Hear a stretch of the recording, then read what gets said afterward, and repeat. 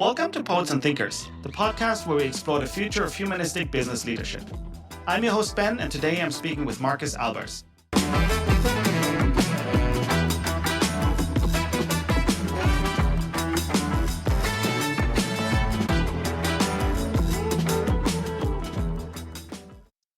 Many years ago, when Markus wrote his first book, Meconomy, he and I had no idea that more than a decade later we'd be friends. He also had no idea that his book found me as a young designer at just the right time to ignite a fire for me to become an entrepreneur. Markus is a journalist, author, and entrepreneur based in Berlin, Germany. As a writer and speaker, Markus focuses on the changing nature of work. His brand new book, The Optimization Lie, challenges how tools and processes have taken over much of our workday, making us less productive, less creative, and unhappy. Markus's career as a journalist includes editorial and management roles at Vanity Fair, Monocle, Brand 1, just to name a few. He was co-founder and managing partner at Rethink, as well as an executive director at C3, working with clients such as Lufthansa, Volkswagen, Microsoft, Google, Deutsche Telekom, and many others. Markus is also a member of the International Academy of Digital Arts and Sciences and a guest lecturer at ESCP Business School, where he teaches a course on the future of work. I admire Markus's exceptional talent to observe and analyze big moments of change at the intersection of technology and society, through which he has become one of the world's experts on the future of work. As such, he and I have had many conversations over the years on where we see the world going and how we can shape the future of work. Me from the perspective of tech, and he from the perspective of society and culture. So I'm incredibly excited to share today's conversations where Markus and I are diving into some of the more radical ideas he has uncovered in the writing of his new book, The Optimization Lie. We'll talk about all the failed promises of technology over the last decades, fake work in middle management, his new concept of fluid organizations in the AI era, and more. If you like the show, make sure you like, subscribe, and share this podcast. Now let's get started. Markus, where does this podcast find you? Hi, Ben. Thanks for having me. So I'm in Berlin Mitte, actually, and I'm in one of the, I guess, 3 or 4 places where I tend to work. So either at home or in a cafe or bar. But today I'm in an office, actually, in one of my clients' offices in Berlin Mitte. I'm so glad we get to talk. You are, and I'm going to read off a list of words that describe you in essence. You are an entrepreneur, you're a journalist, you're an author, and you recently also started a new venture called Opaque. In fact, in German, it's Opaque. Why don't you tell us a little bit about yourself, who you are, what you do, and then we'll take it from there. I've been spending quite a big part of my life being a journalist after university, and I worked for various, well, let's say magazines mostly. So, for example, I was Berlin correspondent of Monocle magazine, and I've been writing for many German publications such as Brand 1. And then after 10 years, I wrote a book called Meconomy, and I argued that today it's as easy as never before to actually start a company, start your own venture. You only need a good idea and a laptop. So I felt I wanted to do that, and I became a founder and an entrepreneur, and I founded my own company, a digital communications agency, content marketing based in Berlin, together with 2 friends, and it still exists. It's called Rethink, and I exited from that last year, and now I'm doing my next venture again, as you mentioned. It's called It seems like the entrepreneurship has not left you, and in fact, one after the next idea made it into being an actual company. You mentioned Meconomy, which is probably the way that we got to know each other. Although I think I first got to know you through your writing. Actually, I found the book to be incredibly inspiring when it first came out because it was really at the very, very beginning of this digital revolution, not just in the sense of access to the internet and apps and all of that, but really internet economy. And for those who are listening outside of Germany and Europe, at a time when there was no technology startup ecosystem, there were barely any digital agencies, really. It was very, very early. And certainly, I think your book was a real inspiration for me personally, for my personal journey. And then eventually we ended up having coffee in Berlin and got to know each other and became friends. That book was definitely almost ahead of its time, but certainly at the very, very beginning of this big transformation that put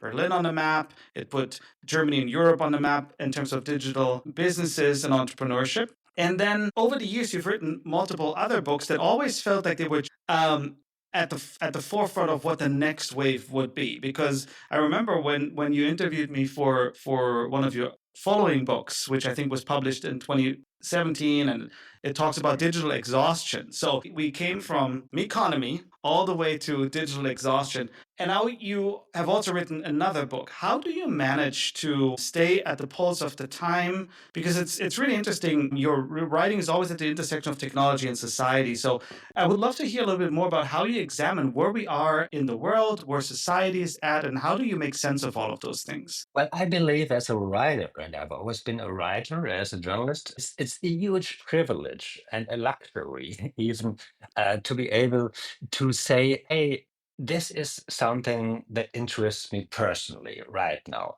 It bothers me, or it makes me happy.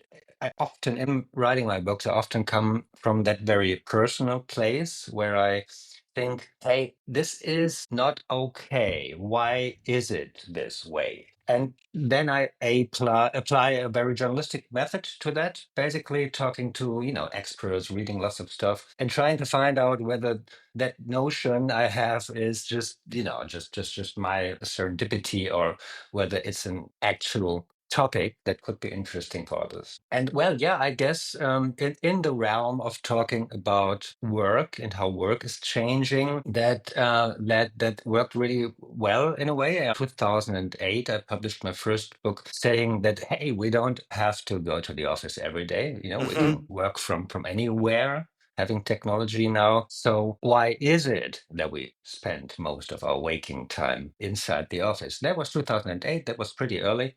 Mm-hmm. And I guess I became kind of obsessed with that question of how work changes and how our life changes through work. And as you mentioned, my perspective on the topic has become somewhat more critical over the years. I want to go a little bit into that because you are one of the people I love to talk the most about the future of work because of how you do examine it through different lenses, also, especially a critical lens, always a human lens. So if you go maybe from that moment where you wrote your first book and observation you had there to where you think we are now and the spaces in between, I would love to hear your thoughts on how has the future of work evolved? Where are we? What is the best case scenario, but also what are the real pitfalls that might be ahead? So, I mean, looking back at, let's say, 2008, 2010, even before COVID, for the first time, we had the opportunity of using technology to do at least knowledge work from anywhere, from wherever and whenever we felt was best for us. And that freed us from the chains to the desk, as people said at that time. And there was this huge narrative, and I was part of that narrative, I guess, saying this will make us more productive, more creative, it will make us happier.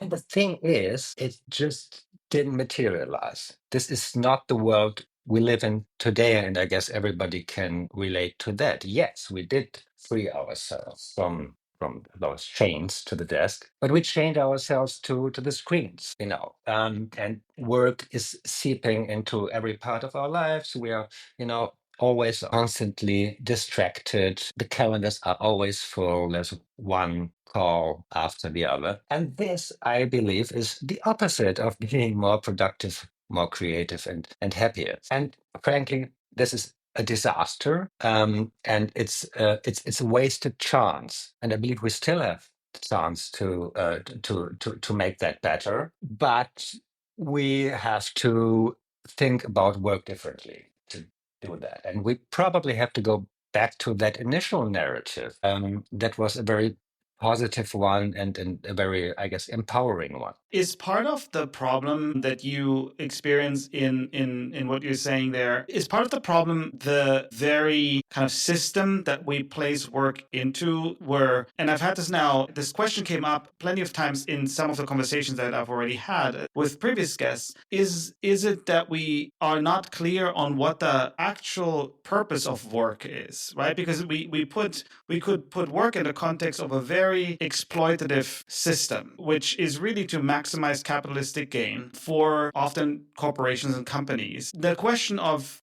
what is there beyond extracting more productivity is simply not answered, even if it's asked. So is that the one of the biggest issues, that we have not yet come up with a better narrative that creates more balance? Well, I guess even before you start thinking about purpose and those topics on a more fundamental level, what we, I guess, see after COVID is that the rise of hybrid work and all of us using more technology to collaborate, which is a good thing, I guess, has led, especially, I guess, management and leaders to yearn for more control. So people, Mm. I guess, leaders feel they are losing control.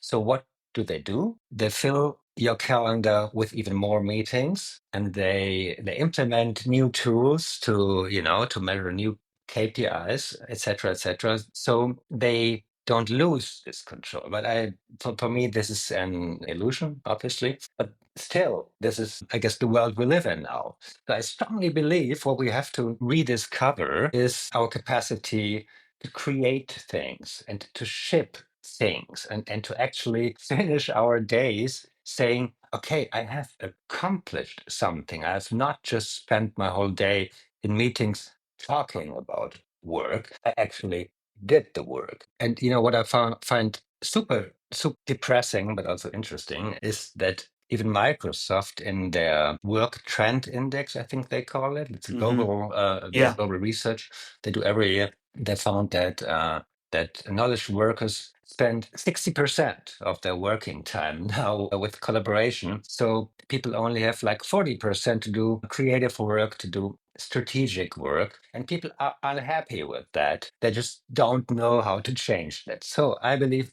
yeah, talking about purpose and all these things is important. But before we can do that, we actually have to kind of free ourselves from all those tools and processes and bureaucracy. And as you said, that's actually first and foremost a leadership challenge and task to reconfigure. I would assume reconfigure the way work is done, the expectations, and how you measure or how you reward actual work, rather than the illusion, as you said, of work, which is being in a meeting or a marathon of meetings every day, and really start looking at the outcome and the things that are actually being produced. And I know that you write a lot about your observations on the topic of leadership and how to manage in this new world that we live in. I wanted to talk a little bit with you about, let's say we go down this path. We have the technology, clearly we have the insight to help people actually create more, be truly more productive, instead of just experiencing the illusion of productivity. What do you think are the ingredients to get there, to make that happen? How do we need to reconfigure? Right. So I guess on a very fundamental level, and I often say that when I talk to clients in Germany, organizations in Germany, I often say that um, leaders, managers need to learn new communication skills, internal communication skills, Mm-hmm. because they are so bad, often so bad at asynchronous communication. They still want to, see everybody in the same room or in the same call. So they fill up your calendar with calls. So more asynchronous communication skills would, I guess, on a fundamental level be good for leaders. But that's very technical, isn't it? So I guess the other thing is that quite often, and I hear this a lot these days, managers asking themselves or are being, what are you actually here for? There's lots of discussions, and I believe in the US as well, about bullshit jobs, about fake Mm-hmm. work. And CEOs are saying, okay, it's just having 8 levels between me and the customer is too much. So we have to get rid of all this bureaucracy. So they are getting rid of management. So that's a huge identity crisis, I believe, for many managers out there saying, whoa, especially if AI is coming in and taking over all those routine jobs, maybe I am not needed that much. And I guess one answer to the question, what are you there for, is to look at it from a skill perspective. Hmm. What skill is there anything that you actually can do to contribute to a product? And Ben, I'm a huge fan of your design leadership angle, because that answers the question. As a design leader, there is a skill that you contribute to any project, and that's design. Yeah, one of the things that I obviously spend a lot of time thinking about in the context of how do we shape the future of leadership in business is, and it was interesting to hear you, talk about this fake work. And on the other hand, you said earlier how we need to reconfigure organizations so that they focus on creating and shipping first. I wonder if there is a inherent skill that we don't teach leaders of all disciplines, and that is the ability to create even if or when you run large scale organizations, right? That we equip these leaders with overall the skills that are required to create a creative environment, because it's very different from leading or managing a business the kind of classic way based on the models of the industrial revolution, where you have your KPIs, you have your very kind of standard processes. Is a very different type of organization than in the world that we live in now, where we need to create the environment that brings out the best creative ideas and is actually able to make them a reality. Which brings me to some of the articles that I've read that you published just recently over the last few months.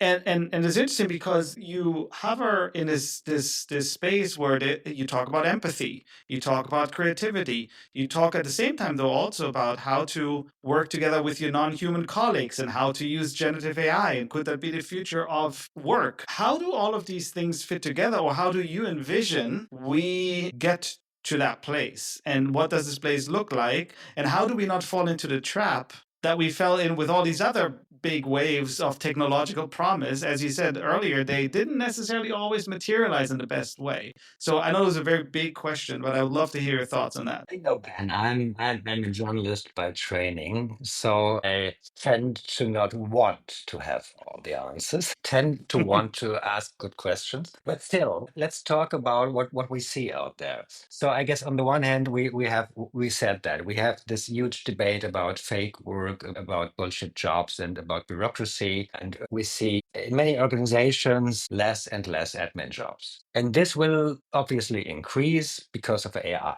taking over routine jobs, etc., etc. So the big question would be for leaders and for everybody else, I guess, how does a good and fulfilling work look like for me in the future? And you just mentioned, Ben, that sometimes it's good to get your hands dirty, roll up your sleeves and actually do something.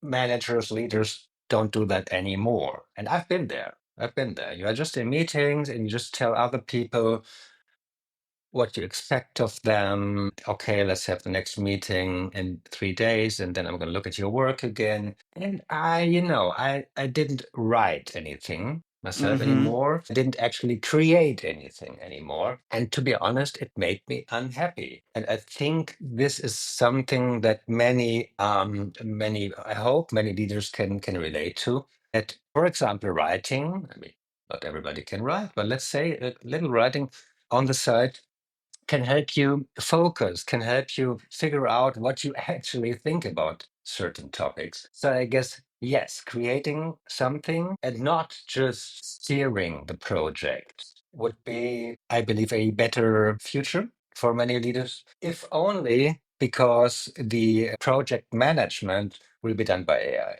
anyway. Yes, I think it's a question that I had for you. It's great that it's kind of naturally coming up, because you mentioned very early in the conversation how about AI and I know also in some of your articles you wrote about generative AI and how it can really potentially support a lot of this kind of busy work and the managerial side of things. Which brings me then to the questions, okay, well, if that's the case, and we already know that there's a lot of this fake work, happening, especially on the managerial level, do we need to really seriously think about how we develop skills for business leaders in the future? And I know that you also teach at a business school, actually, and you spend time with your students talking about the future of work. In the context of all of that, there's a reskilling part, and then there's of course preparing the next generation. I want to first focus on the reskilling part because you do consult and advise a lot of C-suite executives, and especially in Germany and Central Europe, I think there's a huge need of reskilling. What are some of those skills that you think are critical for top managers, top executives to really reshape their organizations to be ready for that new future of work? Because that's seemingly something that is already way underway, and we need to step up and accelerate that transformation. Definitely. I mean, I guess we're creating something, leading by example, by being able to also create something. I guess that will be a leadership skill in the future. It will probably also make you happier as a leader because you can then outsource many of the pure management tasks to technology. I guess that would be one skill that leaders in the future need, if only because there will be much fewer leaders in organizations.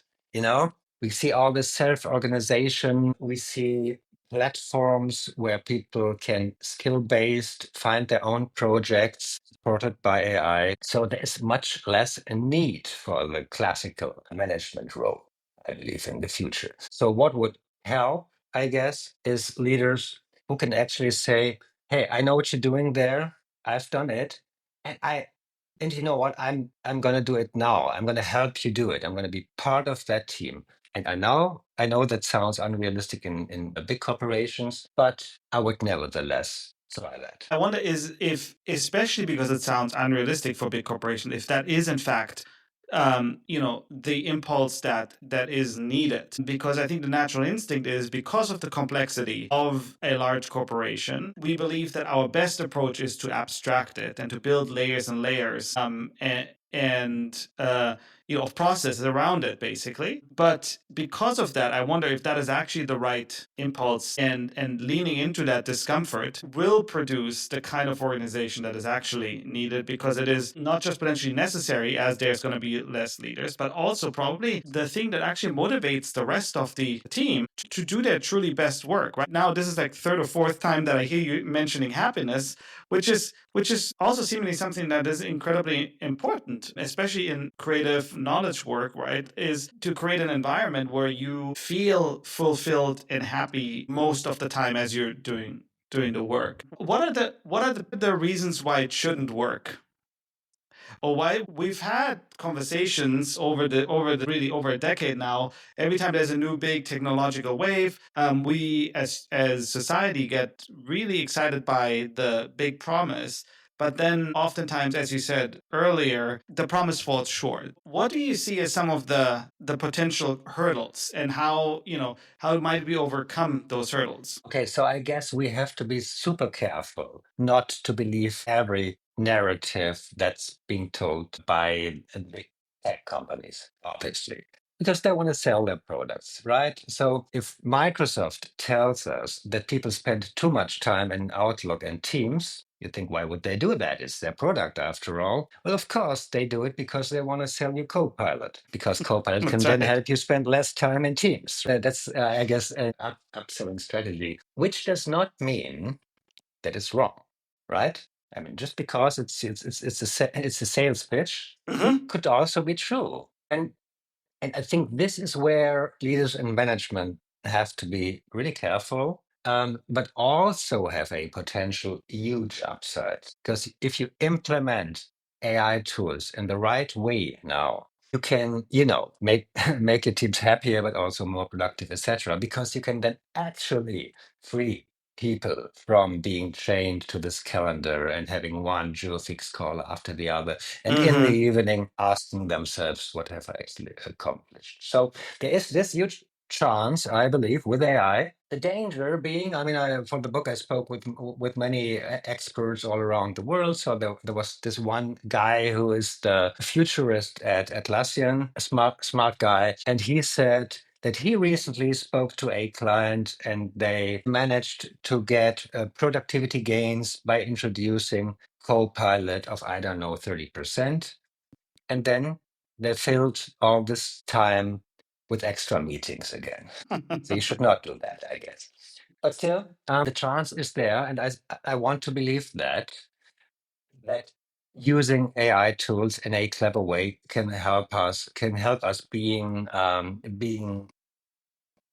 happier actually as Yeah. human beings. So I would love for you to talk a little bit about the new book, and maybe some of the core theses that you're exploring. And as you mentioned, you always take the time to talk to a lot of experts from various fields to explore a topic from many different angles, which I think is incredibly valuable because there is a lot of one sided, especially tech forward narrative out there. So I would love to learn a little bit more about the book and some of the core themes you've explored. Sure. So the book is called the Optimization Lie, in German, die Optimierungslüge, and deal in this book mainly with a notion we talked about before, that we all had this dream of technology making us work in a better way, in a more flexible way, being able to, do the work of 8 hours in four and then spend time at the beach or with our loved ones. And as we all can see, this did not happen. The opposite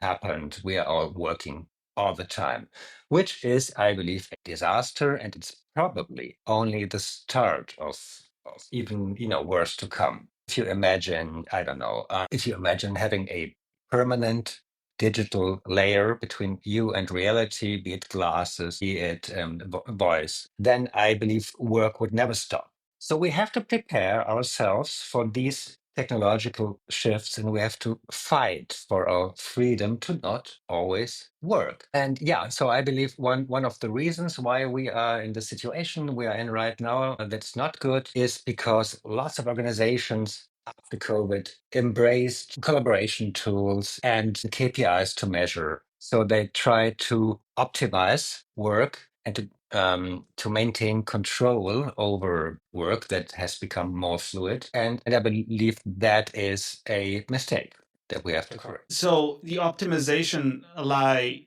when I first saw the title, I thought was so pointed because I think there's two parts to it, right? There's the optimization part, which we briefly touched on at the very beginning, where optimizing for what is the question, right? So often for efficiency gains, productivity gains to extract maximum capitalistic gain is typically what's being optimized for. And then the lie part is interesting, and I would love to ask you a little bit about that because that's the human consequence of it all, right? It's packed into that, and because there's a false promise there. So, and I wonder if it goes beyond just, hey, you were promised that you would have 4 out of 8 hours to go be at the beach. If there's something that's deeper than that, what do you think? Well, I mean, if you look at younger people today, most of them, they don't have only one job.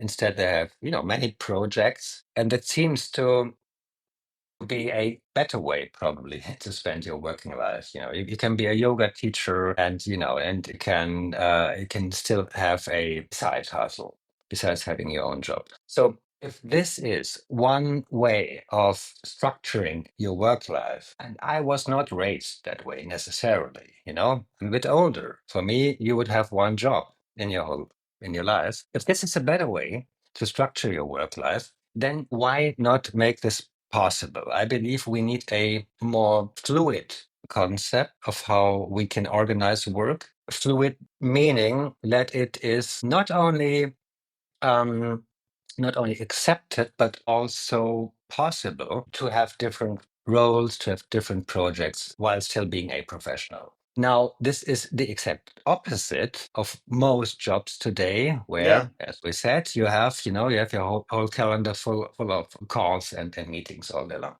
So I believe that here AI can play a role because having a more fluid concept of work needs probably a new operating system in the background that helps you organize that. So people from, freelancers and employees can still work together on one project from different parts of the world. And technology today does not really help doing that. Not enough. I believe that most tools we see today still mimic the old analog world. Mm-hmm. The calendar. There's a calendar. Teams is like a meeting room. If we try to think more creatively about what AI could do to make our working life more fluid and more personal, I think there are lots of things that tech companies could come up with. That's really fascinating and really interesting to think about because it makes me immediately think about the leadership challenges you mentioned earlier. When you talk to people as you were writing the book and researching for the book, did you find support or interest in reshaping? Because it really requires you to reshape everything that a company does and how it operates to actually make something like this a reality. Are there any companies out there that are exploring these very, very different fluid setups, AI first setups? I had read a LinkedIn post or an article by Scott Belsky, who used to be at Adobe, about what I think he calls cognicos, so companies that are built around AI as the operating system. But have you found any companies or any experts? And what did you hear? One example from Germany, and I've been visiting this company for an article I'm writing, is Bayer. Big chemical company. They have been in a not so good situation economically because they took over Monsanto, lots of lawsuits, etc., etc. So they had to reinvent themselves. Mm-hmm. And then you see, he's one of those guys I mentioned earlier who said that I can't have 8 levels between me and my customer. I don't need all this bureaucracy. I don't Mm-hmm. need all this management. So he fired quite a lot of them. Mm-hmm. But the interesting question is what came instead, right? Yes.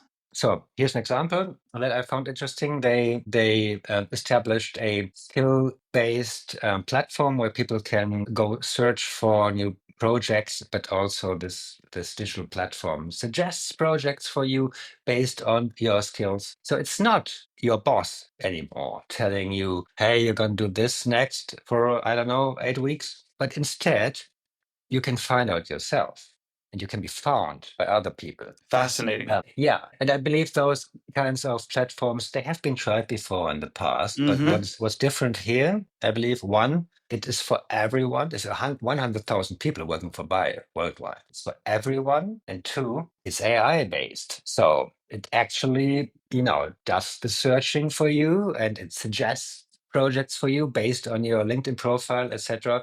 So that sounds pretty smart, I guess. And I talked to young people working there Mm-hmm. and they just love it because they say it's so much easier. Yeah, it feels so much more natural. I'm just talking to, people in Japan who say they want me on their project. Yeah, and So probably that's more good. motivating too, right? So to your point about happier and more Yeah. fulfilled, it's probably Yeah. more motivating and exciting when you get the chance to work on interesting project with different people that challenge you, that have you grow, and you're not bound to one location, you're not bound to maybe in one department or one specific product line. And I can at the You know same time what? also And you know what? I think that's actually how freelancers work all the time. And yeah. that has been a topic I've been thinking about a lot over, basically my whole career. Why can't we have both? Why can't we have the flexibility of freelancers who hop from one exciting project to the next while still doing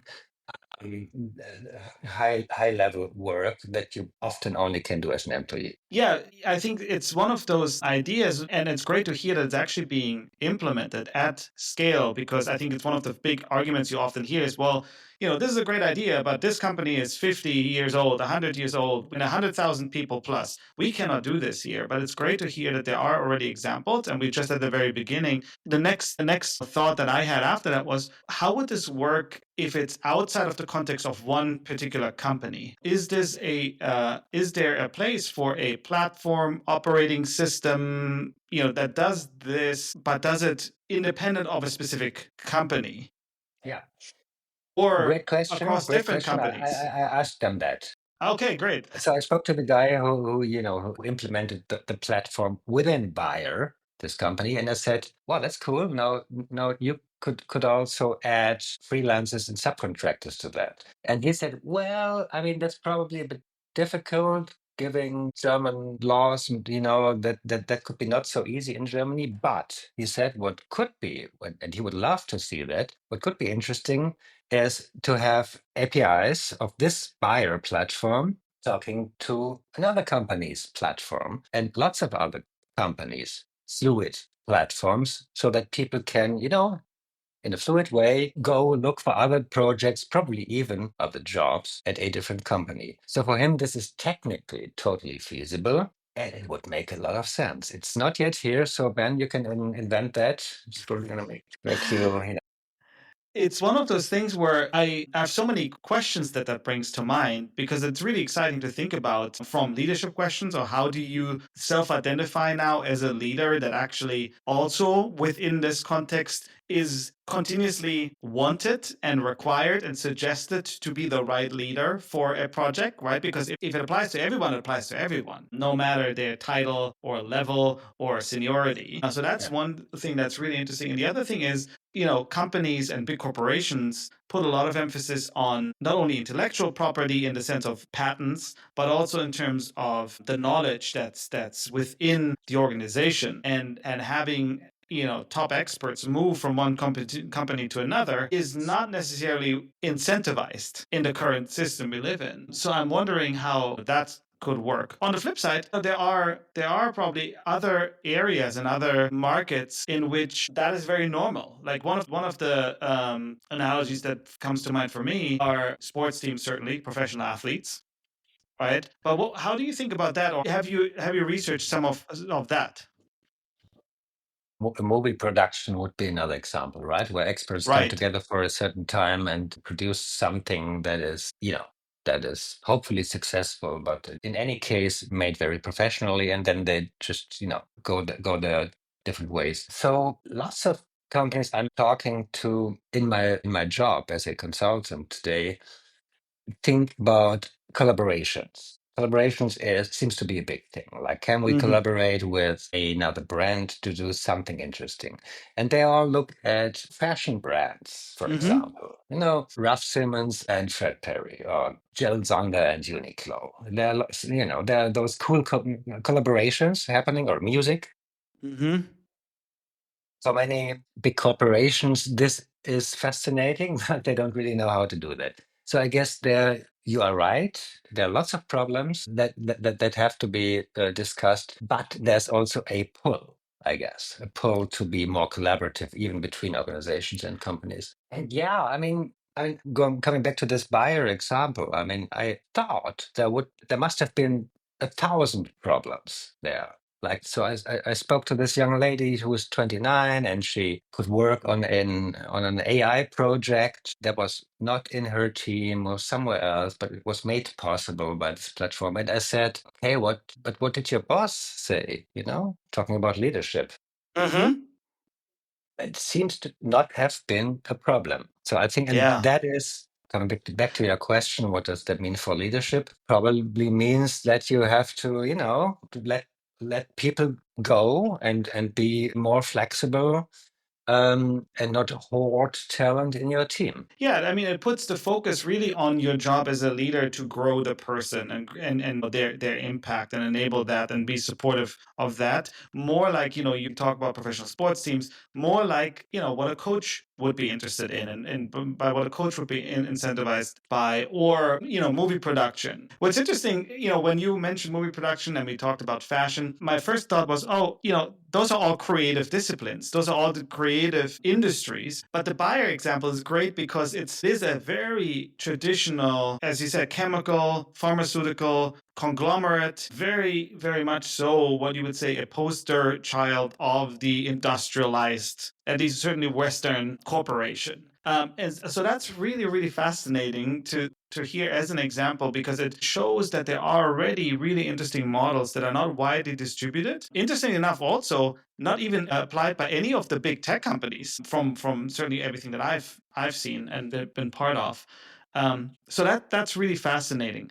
We're almost at the top of our hour, and I would love to continue, and we will certainly after the recording. But I want to circle back to what's certainly one of the core themes that I try to explore with the podcast, and that is the humanistic future of business leadership. And I already briefly talked about your work as an educator and teaching at the ESCP Business School. How do you prepare your students for the future of work? What are the skills and frameworks that you think they need to acquire to not just kind of live in this new world, but be the leaders of tomorrow and thrive in that future? What do you think are some of those core skills? So with my students at ESCP Business School, I tend to use the framework of bricks, bytes, and behaviors. So bricks, we look at how the physical workspace is evolving, the office, if you want. Bytes, we talk about the tools, and obviously we talk a lot about AI there.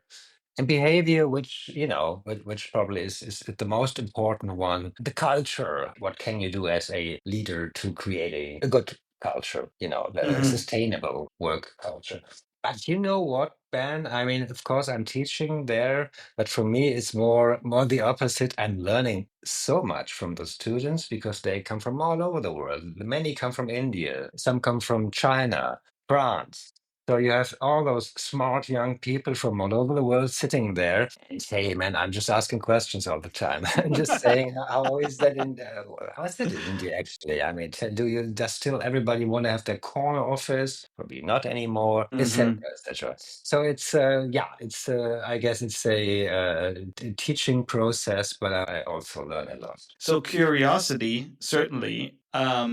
And I think what you said already earlier seems to be also a theme, and that is that the motivations of, and I see this with my students too, the motivations of the next generation of leaders are very, very different in terms of what they expect of their work, the impact that they can have, the way work is done, the way they relate to other people is very different. Their relationship with technology is very different. Actually, in the generation of students I have currently, more skeptical even around certain parts of technology. So that's almost certainly very hopeful, but also in a way that we need to in fact probably rethink a lot of the models anyway, because we will have a generation of employees and then leaders that will have a very different understanding of what fulfillment looks like. Definitely. I mean, 2 years ago, maybe when I taught that course, I had to explain this concept of digital exhaustion and say that, hey, come on, don't you probably all know this? But today, students tell me, but that's obvious, Marcus. I mean, obviously, we are all digitally exhausted. Where's the news, right? So it's much easier to talk about solutions with them. And with that hopeful notion, we'll wrap for today. We will make sure that we link to your new book in the show notes. And thank you so much for a really inspiring conversation, as always. Thank you so much for having me. All right, that's a wrap for this week's show. Thank you for listening to Poets and Thinkers. If you liked this episode, make sure you hit follow and subscribe to get the latest episodes wherever you listen to your podcasts.